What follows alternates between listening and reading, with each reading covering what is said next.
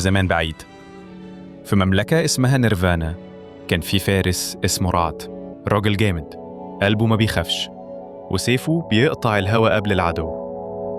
وفي يوم وهو بيحارب تنين ضخم في الجبل الأسود، ظهر نور غريب في السماء، ووقع عليه تنين ضخم ومن حوله نار على الجبل.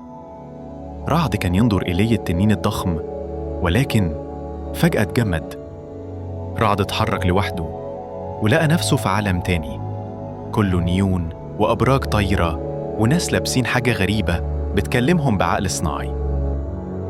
طلع إنه كان الفارس المختار من الماضي علشان ينقذ المستقبل، بس المشكلة إن السيف بتاعه هو المفتاح الأخير لقفل بوابة الزمن. هل يرجع رعد لعصره ولا يضحي بنفسه علشان يحمي العالم اللي ما بيفهموش؟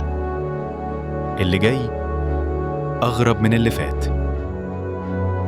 لو عاوز تعرفها أكتر تابعنا في بوابة إكس علشان كل قصة باب لعالم جديد.